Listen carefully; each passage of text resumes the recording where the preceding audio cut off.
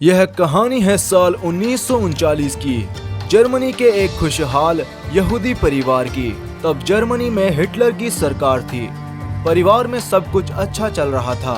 वे सिर्फ 4 ही लोग थे, माता पिता और उनके 2 बच्चे, जिनमें एक 13 साल की लड़की और एक 8 साल का लड़का था। लड़की का नाम जेनेट और लड़के का नाम रॉबर्ट था। अचानक देर रात को वे देखते हैं कि उनके घर में कुछ सैनिक घुस गए हैं और वे उनको बंदी बना लेते हैं। माता पिता को अलग और बच्चों को अलग ले जाया गया। वे बच्चों को एक रेलवे प्लेटफॉर्म पर छोड़ देते हैं, जहां उनके साथ बहुत सारे और भी बच्चे होते हैं। बच्चे आखिर बच्चे होते हैं। वे सभी बच्चों का साथ पाकर उनके साथ खेलने लगते हैं। थोड़ी देर खेलने के बाद एक ट्रेन आती है। सैनिक सभी बच्चों को भेड़ बकरियों की तरह ट्रेन में चढ़ा देते हैं। वह रात बहुत ठंडी थी। ट्रेन चलती है और थोड़ी दूर चलने के बाद छोटा बच्चा रॉबर्ट अपनी बहन जेनेट से कहता है, मैं अपने जूते प्लेटफॉर्म पर भूल आया हूँ। यह बात सुनते ही जेनेट आग बबूला हो जाती है। वह लड़के का कान मरोड़ती हुई बोलती है, बेवकूफ, तुम्हें समझ नहीं है? तुम एक गधे हो।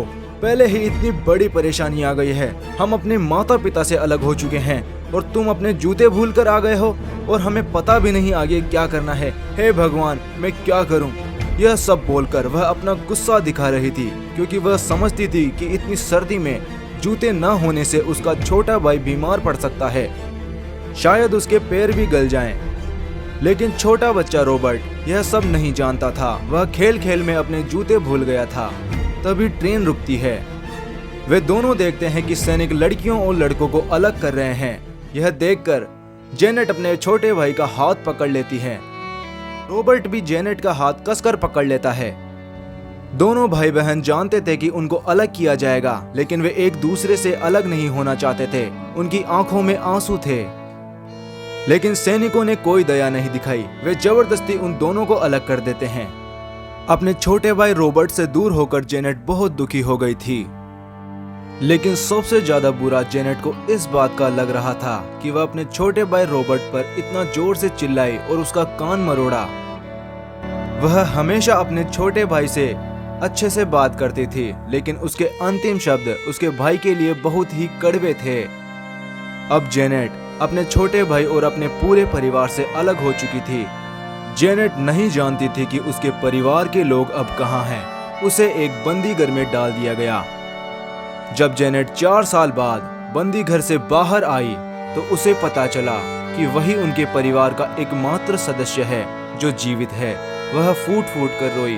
उसको नहीं पता उसके परिवार के सदस्यों के साथ क्या हुआ, लेकिन अब उनमें से कोई उसके पास नहीं है। जेनेट सबसे ज्यादा प्यार अपने छोटे भाई रॉबर्ट से करती थी।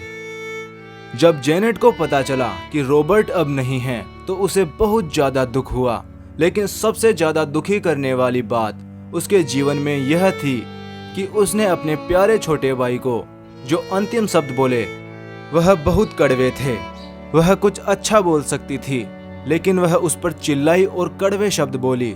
हम सब यही चाहते हैं कि अगर हम किसी से अंतिम बार बोल रहे हैं तो हमारे शब्द उसके लिए बहुत अच्छे हों।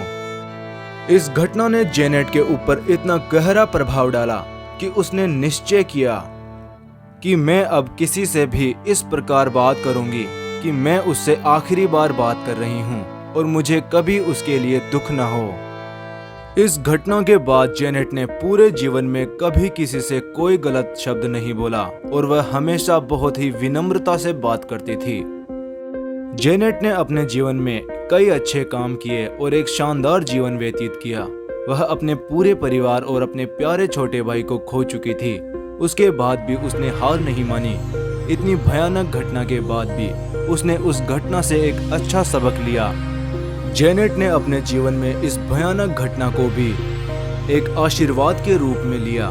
तो दोस्तों, आपको यह कहानी कैसी लगी हमें कमेंट बॉक्स में जरूर बताएं और चैनल को सब्सक्राइब करके बेल आइकन जरूर दबा लें ताकि हमारे नए वीडियोस की अपडेट आपको मिलती रहे। वीडियो को लाइक करें और अपने दोस्तों के साथ शेयर करें। Thanks for watching.